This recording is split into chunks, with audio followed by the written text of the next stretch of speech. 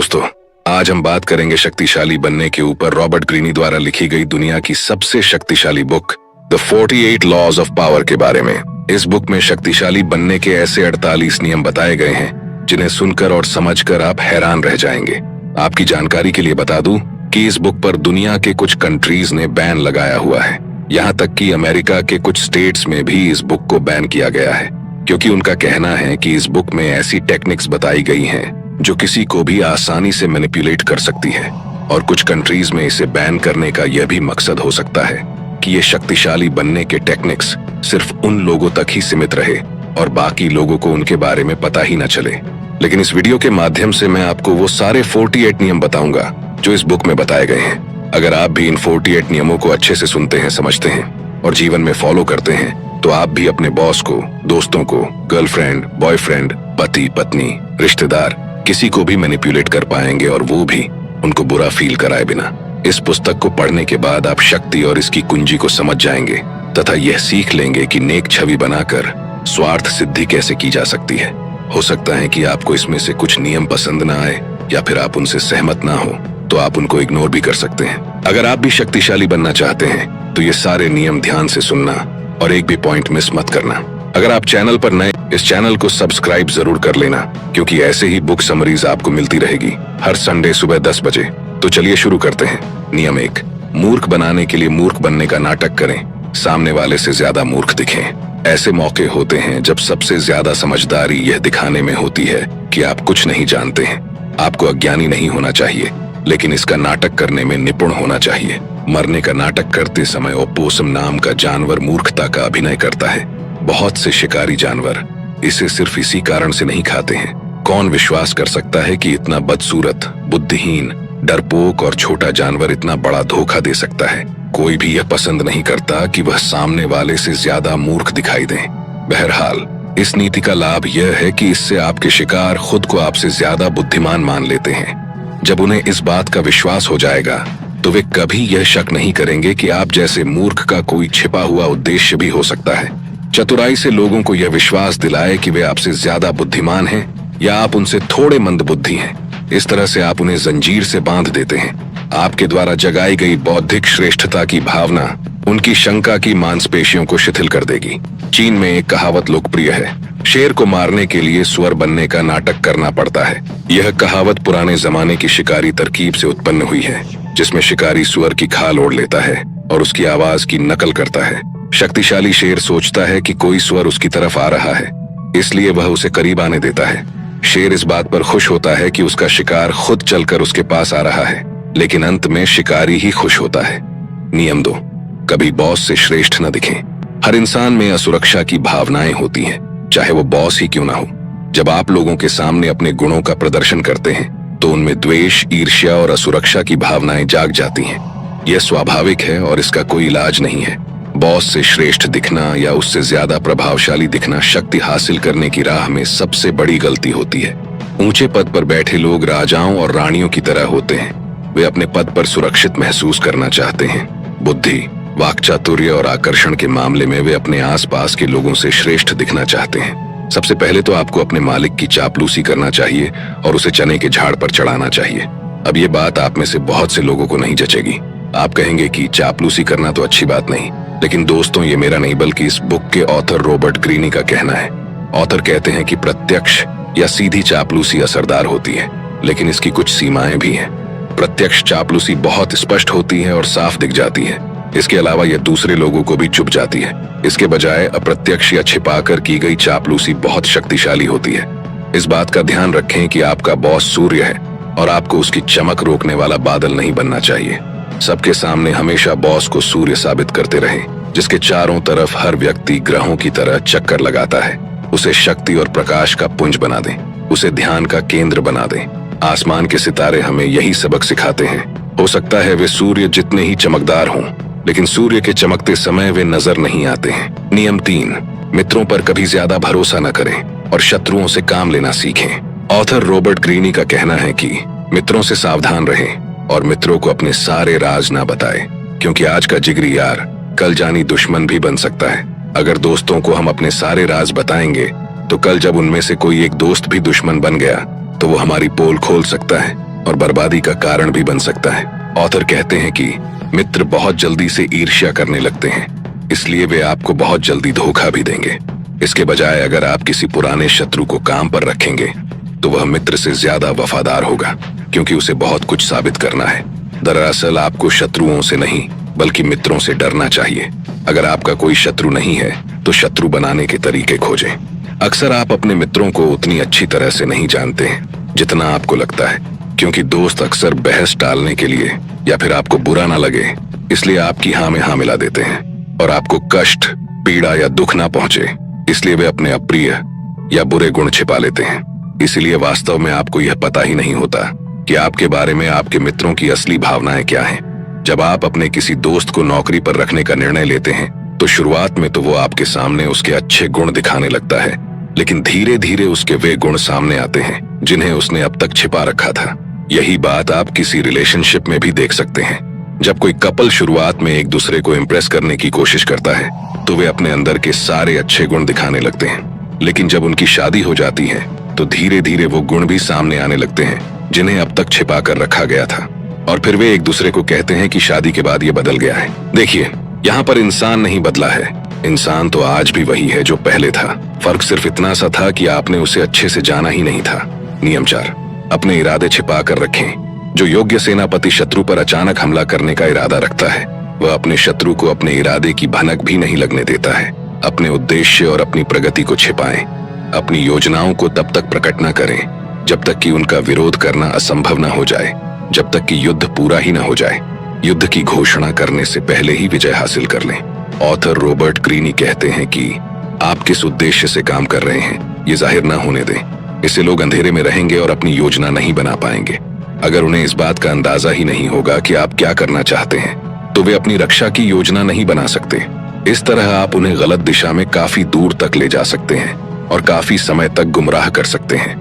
जब तक उन्हें आपके इरादों का एहसास होगा तब तक बहुत देर हो चुकी होगी। बुद्धिमानी इसमें है कि लोगों से वही कहें जो लोग सुनना चाहते हैं। यह समझदारी नहीं है कि आप उन्हें कड़वी सच्चाई बता दें जो आप महसूस करते हैं। इससे भी महत्वपूर्ण बात यह है कि जब आप अपने इरादों और भावी योजनाओं के बारे में खुलकर बता देते हैं तो आपके बारे में कुछ भी छिपा नहीं रह जाता है। ऐसी स्थिति में लोग न तो आपका सम्मान करेंगे न ही आपसे डरेंगे। और ध्यान देने वाली बात यह है कि जिसका लोग सम्मान नहीं करते हैं या जिससे लोग डरते नहीं हैं उस व्यक्ति के पास शक्ति कभी नहीं आती है। अगर आप शक्ति चाहते हैं तो ईमानदारी को एक तरफ रख दें और अपने इरादों को छिपाने की कला सीखें। अगर आप इस कला में पारंगत हो जाएंगे तो आप हमेशा फायदे में रहेंगे। नियम 5, हमेशा जरूरत से कम बोलें। लोगों को शब्दों से प्रभावित करने की कोशिश ना करें। आप जितना ज्यादा बोलेंगे उतने ही ज्यादा साधारण नजर आएंगे और आपका नियंत्रण उतना ही कम होगा। सशक्त लोग कम बोलकर प्रभावित करते हैं और रौबदार दिखते हैं। इस बात की ज्यादा संभावना होती है कि ज्यादा बोलते समय आपके मुंह से कोई ना कोई मूर्खतापूर्ण बात निकल ही जाएगी। शक्ति कई मायनों में दिखावे का खेल है। जब आप जरूरत से कम बोलते हैं तो आप हमेशा वास्तविकता से ज्यादा महान और शक्तिशाली नजर आते हैं। 1825 में निकोलस प्रथम रूस के सिंहासन पर बैठे। उनके सिंहासन पर बैठते ही उनके खिलाफ विद्रोह होने लगा। निकोलस प्रथम ने विद्रोही नेता कोंद्रेटी रयलेव को मृत्युदंड देने का आदेश दिया। रयलेव को फांसी दी जाने के तख्ते पर खड़ा किया गया और उसके गले में रस्सी बांध दी गई। फिर नीचे से तख्ता हटा लिया गया, लेकिन रयलेव जैसे ही रस्सी से झूला, रस्सी टूट गई और वह जमीन पर गिर गया। उसकी जान बच गई। वह भीड़ से चिल्लाकर बोला, तुम लोगों ने देखा, रूस वाले कोई भी काम ठीक तरह से नहीं कर सकते। उन्हें तो रस्सी बनानी भी नहीं आती है। एक संदेशवाहक तत्काल ये खबर लेकर सम्राट के पास गया कि मृत्युदंड नहीं दिया जा सका। इस निराशाजनक खबर से चिंतित होने के बावजूद निकोलस रयलेव के माफीनामे पर हस्ताक्षर करने लगे। लेकिन तभी उन्होंने संदेश लाने वाले से पूछा, क्या इस घटना के बाद रयलेव ने कुछ कहा था? संदेशवाहक ने जवाब दिया, उसने कहा था कि रूस वाले कोई भी काम ठीक तरह से नहीं कर सकते। रूस वालों को तो रस्सी बनानी भी नहीं आती है। सम्राट ने माफीनामे को फाड़ते हुए कहा, अगर ऐसी बात है तो हम उसकी बात को गलत साबित करके दिखा देंगे। और अगले ही दिन रयलेव को दोबारा फांसी के फंदे पर लटकाया गया और इस बार रस्सी नहीं टूटी। यह सबक सीख लें, एक बार मुंह से बाहर निकल जाने के बाद आप शब्दों को दोबारा नहीं लौटा सकते। इसलिए उन्हें नियंत्रण में रखें और जरूरत से कम बोले।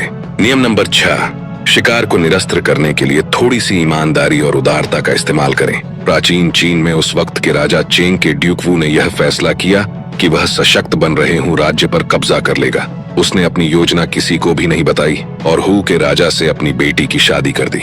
फिर उसने एक सभा बुलाई और अपने मंत्रियों से पूछा, मैं किसी देश पर आक्रमण करने के बारे में सोच रहा हूँ, हमें किस देश पर हमला करना चाहिए? जैसी उसे उम्मीद थी, एक मंत्री ने जवाब दिया, हमें हू राज्य पर हमला करना चाहिए। ड्यूक गुस्सा दिखाते हुए बोला, हू अब हमारा मित्र राज्य है, तुम उस पर हमला करने का सुझाव कैसे दे सकते हो? इस गलत बात के लिए उसने मंत्री का सिर कलम करवा दिया। हू के राजा ने इस बारे में सुना। उसने सोचा कि उसके पास राजा चेंग के ड्यूक वू की ईमानदारी के बहुत से सबूत भी तो हैं। इसके अलावा वू ने उसके साथ अपनी पुत्री की शादी भी की है, इसलिए उसने वू से खुद को बचाने के लिए कोई सावधानी नहीं बरती। कुछ ही सप्ताह बाद वू की सेनाएं हू राज्य में घुस गईं और उन्होंने पूरे देश पर कब्जा कर लिया। तो इस सच्ची घटना से हमने क्या सीखा? तो जवाब है, ऑथर रॉबर्ट ग्रीनी कहते हैं कि किसी शत्रु को या किसी इंसान को धोखा देने से पहले उसके प्रति इतने ज्यादा ईमानदार बने कि वह आपके द्वारा धोखा देने की बात सपने में भी ना सोच सके, और जब सही समय मिल जाए तो उसका गला काट दे या अपना उल्लू सीधा कर ले।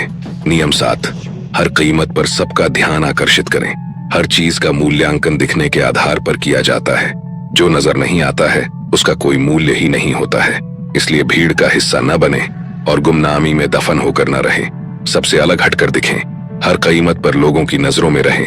नीरस और भीरू जनता से ज्यादा महान, ज्यादा दिलचस्प और ज्यादा रहस्यमय दिखकर ऐसा चुंबक बन जाएं जो सबका ध्यान अपनी तरफ खींचे। समाज हमेशा ऐसे लोगों को पसंद करता है जो औसत लोगों से बड़े या अलग हों। इसलिए ऐसे गुण विकसित करें जिनके कारण आप दूसरों से अलग दिखें और आपके प्रति लोगों का ध्यान आकर्षित हो। इसीलिए विवाद को गले लगाएं, यहाँ तक कि स्कैंडल को भी। लोग आपको नजरअंदाज करें, इससे तो बेहतर है कि वे आपकी आलोचना करें। कम से कम आप चर्चा में तो रहेंगे। स्वयं को प्रदर्शित करें और सबकी नजरों के सामने रहें। जो दिखता नहीं है, एक तरह से उसका अस्तित्व ही नहीं होता है। जो अभिनेता लाइमलाइट के चमकदार रोशनी में कदम रखता है तो सबकी आंखें उसी पर टिकी रहती हैं। लाइमलाइट के संकरे दायरे में एक बार में सिर्फ एक अभिनेता के खड़े होने की ही जगह होती है। खुद को लाइमलाइट में रखने की पूरी कोशिश करें। अपने कार्यों को बहुत बड़ा, दिलचस्प और विवादास्पद बनाएं ताकि रोशनी हमेशा आप पर ही रहे और बाकी सब अंधेरे में रहे। तो मुद्दे की बात यह है कि हमेशा लोगों का ध्यान आकर्षित करना चाहिए, चाहे उसकी कोई भी कीमत क्यों न चुकानी पड़े। नियम 8, काम दूसरों से करवाएं लेकिन क्रेडिट खुद लें। ताकत की दुनिया जंगल की दुनिया की तरह है।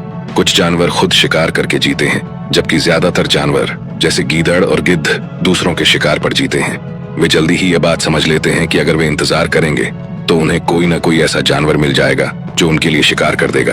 और लेखक ग्रीनी का कहना है कि हमें भी ऐसा ही करना चाहिए। नादान न बने।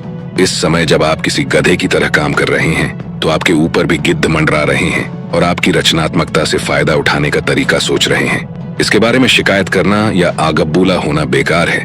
बेहतर यह है कि आप खुद की रक्षा करें और इस खेल को निपुणता से खेलें। शक्ति का आधार स्थापित करने के बाद आप गिद्ध बन जाएं। इस नीति पर चलने से बहुत सा समय और मेहनत बच जाएगी। कलाकार पीटर पॉल रूबेंस के कैरियर के उत्तरार्ध में उनकी पेंटिंग्स की मांग बहुत बढ़ गई। उन्होंने एक सिस्टम बना लिया। वे अपने बड़े स्टूडियो में दर्जनों अच्छे पेंटर्स को नौकरी पर रखते थे। उनमें से एक कपड़े बनाने में माहिर था तो दूसरा बैकग्राउंड बनाने में और इसी तरह बाकी क्षेत्रों के विशेषज्ञ भी थे। उनके इस स्टूडियो में एक साथ बहुत से चित्रों पर काम चलता था। जब कोई महत्वपूर्ण कस्टमर स्टूडियो देखने आता था तो पीटर पॉल रूबेंस उस दिन नौकरी पर रखे पेंटर्स को भगा देते थे। जब ग्राहक बालकनी से देखता था तो उसे रयूबेंस अविश्वसनीय तेजी और ऊर्जा से कई पेंटिंग्स पर एक साथ काम करते दिखाई देते थे। ग्राहक हैरान रह जाता था कि यह व्यक्ति कितना असाधारण है जो इतने कम समय में इतने सारे मास्टरपीस पेंट कर सकता है। यही इस नियम का सार है। काम दूसरों से करवाना सीखें और श्रेय खुद लें ताकि लोगों को यह लगे कि आप में अनूठी शक्ति है। इस तरह से उनकी रचनात्मकता लोगों के सामने आपकी रचनात्मकता बन जाती है और आप जीनियस नजर आने लगते हैं। नियम 9, दुखी और बदकिस्मत लोगों से बचें। वायरस एक ऐसी चीज है जो आपको बिना दिखे, बिना चेतावनी दिए आपके शरीर में घुस जाता है और चुपचाप धीरे धीरे फैलता रहता है। आपको इसका पता चल पाए इससे पहले ही यह आपके शरीर में गहरी जड़ें जमा लेता है। ऑथर रॉबर्ट ग्रीनी का कहना है कि दुखी और बदकिस्मत लोग इसी वायरस की तरह होते हैं। भावनात्मक अवस्थाएं बीमारियों की ही तरह ही संक्रामक होती हैं। हो सकता है आपको लगे कि आप डूबते आदमी की मदद कर रहे हैं, लेकिन ये याद रखें कि ऐसा करके आप सिर्फ अपनी मुश्किलें बढ़ा रहे हैं। बदकिस्मत लोग बदकिस्मती को अपनी तरफ आकर्षित करते हैं। अगर आप उनकी मदद करेंगे तो बदकिस्मती आपकी तरफ भी आकर्षित हो जाएगी। इसलिए सुखी और खुशकिस्मत लोगों के साथ रहें। खुशकिस्मत लोगों को पहचाने ताकि आप उनके साथ रहने का निर्णय ले सकें। बदकिस्मत लोगों को भी पहचाने ताकि आप उनसे बच सकें। सबसे महत्वपूर्ण बात यह है कि उन पर तरस न खाएं और उनकी मदद करने की कोशिश में खुद न उलझ जाएं। बुरा प्रभाव डालने वालों के पास से दूर भाग जाएं, वरना आपको इसके परिणाम भुगतने पड़ेंगे। दूसरे के दुख से न मरें। नियम 10, मित्र की तरह दिखें लेकिन काम जासूस की तरह करें।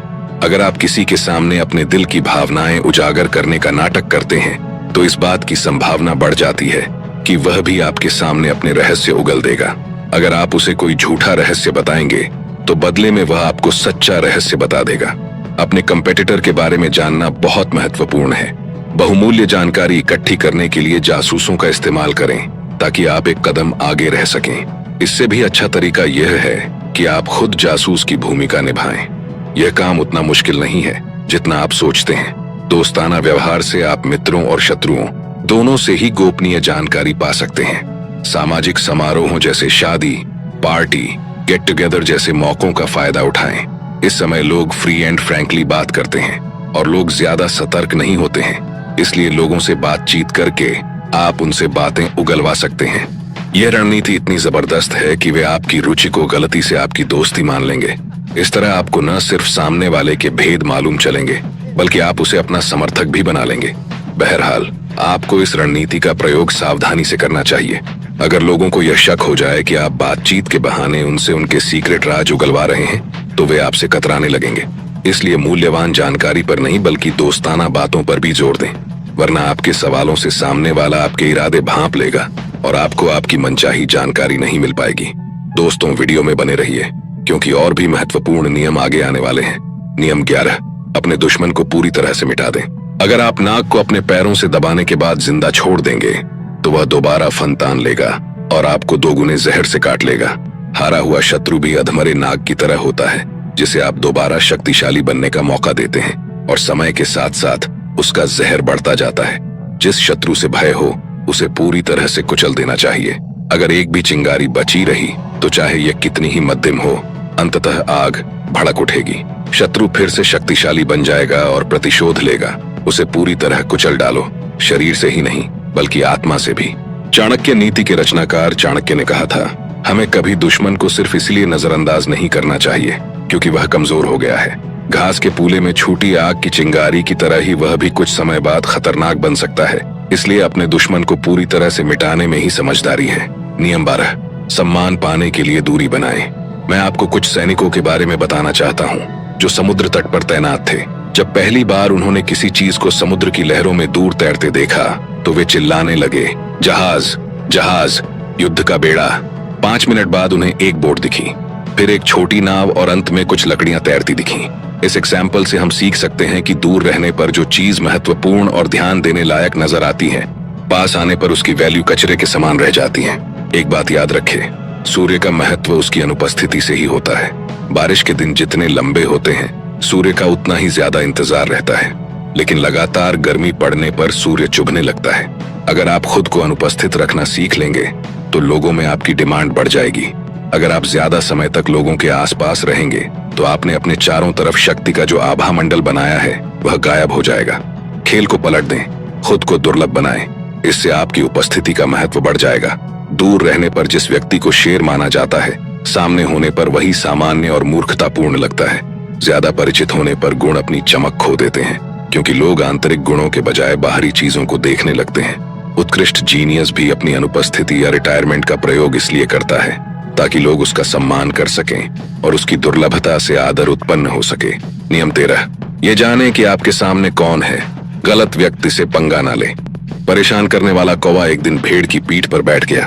बेचारी भेड़ मजबूरन उसे काफी समय तक अपनी पीठ पर ढोती रही और फिर बोली, अगर तुम किसी कुत्ते के साथ इस तरह का व्यवहार करते तो वह तुम्हें अपने तेज दांतों से मजा चखा देता।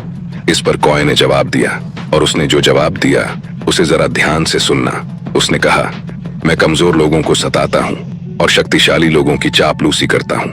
मैं जानता हूँ कि मैं किसे सता सकता हूँ और मुझे किसकी चापलूसी करनी चाहिए। मुझे आशा है कि इस नीति पर चलने से मैं काफी समय तक जिंदा रहूंगा और अच्छे बुढ़ापे का आनंद लूंगा। ऑथर रॉबर्ट ग्रीनी कहते हैं कि हमें भी ऐसा ही करना चाहिए। और एक महत्वपूर्ण बात, ये जान लें कि चाहे व्यक्ति कितना ही महत्वहीन या छोटा हो, वह कभी न कभी आपके काम आ सकता है। लेकिन अगर आपने उसका कभी अपमान किया है तो वह आपके काम नहीं आएगा। गलतियों को अक्सर माफ कर दिया जाता है, लेकिन अपमान को कभी माफ नहीं किया जाता। इंसान का ईगो इसे हमेशा याद रखता है। नियम 14, किसी के पिट्ठू न बने। खुद के अलावा किसी भी व्यक्ति के पाले में न जाएं, क्योंकि शक्ति काफी हद तक दिखावे पर निर्भर करती है। इसलिए आपको ऐसी तरकीबें सीखना चाहिए जिनसे आपकी प्रतिष्ठा बढ़े।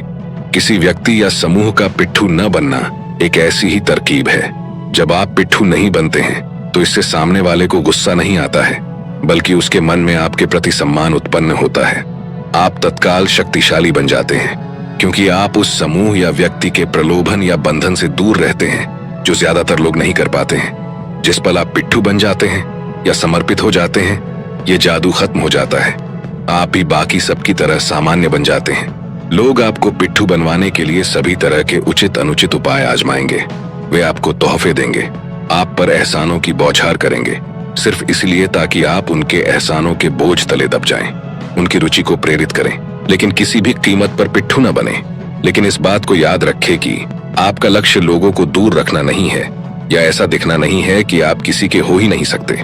महारानी एलिजाबेथ प्रथम की तरह आपको भी लगातार हवा देते रहना चाहिए, रुचि जगाते रहना चाहिए और लोगों को प्रलोभन देते रहना चाहिए, ताकि वे आपको अपना बनाने की कोशिशें करते रहें। फिर आपको उनके ध्यान को कभी कभार मोड़ना भी चाहिए, लेकिन बहुत ज्यादा दूर नहीं। नियम 15, प्रतिष्ठा पर बहुत कुछ निर्भर करता है। हर कीमत पर इसकी रक्षा करें। प्रतिष्ठा शक्ति की नींव है। सिर्फ प्रतिष्ठा के माध्यम से ही आप दबदबा कायम कर सकते हैं और विजय पा सकते हैं। एक बार भी फिसल जाने पर आप असुरक्षित हो जाएंगे और आप पर सभी दिशाओं से हमला होने लगेगा। ऐसी प्रतिष्ठा बनाएं कि उस पर कोई हमला न कर सके। हमेशा संभावित हमलों के बारे में सचेत रहें और उनके होने से पहले ही उन्हें खत्म कर दें। इस दौरान अपने शत्रुओं की प्रतिष्ठा में सेंध लगाकर उन्हें नष्ट करना सीखें। फिर दूर खड़े हो जाएं और जनता को उनकी आलोचना करने दें। शुरुआत में आपको किसी एक विशेष गुण की प्रतिष्ठा बनाने के लिए मेहनत करना चाहिए, चाहे यह उदारता हो या ईमानदारी या चतुरता। वह गुण आपको दूसरों से अलग कर देता है और इसके कारण दूसरे आपके बारे में बातें करने लगते हैं। इसके बाद आप अपनी प्रतिष्ठा का प्रचार ज्यादा से ज्यादा लोगों में करें। हालांकि यह काम बहुत समझदारी से करना चाहिए। धीरे धीरे प्रतिष्ठा बनाएं और इसकी नींव मजबूत बनाएं। द्वितीय विश्व युद्ध के दौरान उत्तर अफ्रीकी रेगिस्तान में लड़ते समय जर्मन सेनापति अर्तिन रोमल ने चालाकी और धोखेबाजी की प्रतिष्ठा बना ली थी, जिससे उनसे लड़ने वाली हर सेना दहशत में आ जाती थी। हालांकि उनकी सेना मुट्ठी भर बची थी और ब्रिटिश टैंकों की संख्या उनसे 5 गुना ज्यादा थी, लेकिन रोमल के आने की खबर सुनते ही पूरे के पूरे शहर खाली हो जाते थे। अपनी प्रतिष्ठा को किसी एक विशेष गुण पर आधारित करें। यह इकलौता गुण विजिटिंग कार्ड की तरह आपका परिचय देता है और लोगों पर दबाव बनाता है। नियम 16, दूसरों को अपने पास बुलाएं। जरूरत पड़ने पर दाना भी डालें। भालुओं का शिकारी अपने शिकार के पीछे दौड़ नहीं लगाता है। अगर भालू को यह पता चल जाए कि उसका पीछा किया जा रहा है तो उसे पकड़ना लगभग असंभव होता है। और मान लीजिए अगर किसी ने उसे पकड़ भी लिया तो वह हिंसक हो जाएगा। इसलिए शिकारी भालू का पीछा नहीं करता है। इसके बजाय वह फंदे में शहद लगा देता है। वह भालू का पीछा करके खुद को थकाता नहीं है। वह भालू के पीछे भागकर अपनी जान जोखिम में नहीं डालता है। वह तो बस फंदा तैयार कर देता है और फिर इंतजार करता है। 19वीं सदी के मशहूर निवेशक डेनियल डू शेयर बाजार के मंजे हुए खिलाड़ी थे। जब वे यह चाहते थे कि बाकी लोग किसी खास कंपनी के शेयर को खरीदें या बेचें और उसके भाव को ऊपर या नीचे धकेलें, तो वे कभी सीधी नीति का इस्तेमाल नहीं करते थे। वे चालाकी से काम लेते थे। उनकी एक चाल यह थी कि वे वॉल स्ट्रीट के रास्ते में पड़ने वाले एक क्लब में जाकर कहते थे कि उन्हें जल्दी ही स्टॉक एक्सचेंज पहुंचना है। फिर वे अपना पसीना पोंछने के लिए लाल रूमाल निकालते थे। इस रूमाल से एक कागज गिरता था, लेकिन वे उसके गिरने पर ध्यान नहीं देते थे। क्लब के सदस्य हमेशा डेनियल के कदमों को भांपने की कोशिश करते थे, इसलिए उनके जाने के बाद वे लपक कर उस कागज को उठा लेते थे। उस कागज में किसी कंपनी के शेयर के बारे में गोपनीय जानकारी लिखी रहती थी। बात फैल जाती थी और सदस्य उस जानकारी के आधार पर धड़ाधड़ वह शेयर खरीदने बेचने लगते थे और इस तरह डेनियल के हाथों का खिलौना बन जाते थे। हर चीज इस बात पर निर्भर करती है कि आप जो दाना डाल रहे हैं वह कितना मीठा है। अगर आपका जाल आकर्षक है तो आपके दुश्मनों की इच्छाओं और भावनाओं की उलझन उन्हें सच्चाई नहीं देखने देगी। उनका लोभ जितना बढ़ेगा उन्हें उतना ही घुमाया जा सकता है। नियम 17, बहस से नहीं अपने कामों से जीतें। बहस करके अपनी बात मनवाने या जीतने की कोशिश करने में दिक्कत यह होती है कि आप यकीन से कभी भी यह नहीं कह सकते हैं कि सामने वाले पर इसका क्या प्रभाव पड़ा है। हो सकता है वह आपसे सहमत तो दिख रहा हो, लेकिन अंदर ही अंदर आपसे द्वेष और नफरत कर रहा हो। बहस से मिलने वाली क्षणिक विजय दरअसल खोखली होती है। इससे सामने वाले के विचार नहीं बदलते हैं, इसके बजाय उसके मन में द्वेष और दुर्भावना उत्पन्न होती है जो काफी समय तक कायम रहती है। 1688 में रेन ने वेस्टमिंस्टर शहर के लिए एक शानदार टाउन हॉल डिजाइन किया, लेकिन मेयर उससे संतुष्ट नहीं था। उसने रेन से कहा कि दूसरी मंजिल सुरक्षित नहीं है और ये पहली मंजिल पर बने उसके ऑफिस पर कभी भी गिर सकती है। उसने रेन से कहा कि वह अतिरिक्त सहारे के लिए पत्थर के 2 खंभे और लगा दे। रेन बहुत ही कुशल इंजीनियर थे। वे अच्छी तरह जानते थे कि खंभे लगाने का कोई मतलब नहीं है और मेयर का डर निराधार था, लेकिन उन्होंने खंभे लगा दिए। मेयर बहुत खुश हो गया। कुछ साल बाद जब कुछ मजदूर साफ सफाई करने के लिए ऊंची नसेनी पर चढ़े, तब जाकर पता चला कि खंभे छत को सहारा नहीं दे रहे थे, बल्कि उससे थोड़ी दूर पर ही खत्म हो गए थे। खंभे सिर्फ दिखने के लिए लगाए गए थे, लेकिन इससे दोनों ही लोगों को वह मिल गया जो वे चाहते थे। मेयर को तसल्ली हो गई और रेन जानते थे कि भावी पीढ़ियां समझ लेंगी कि उनकी मूल डिजाइन सही थी और खंभों की जरूरत नहीं थी।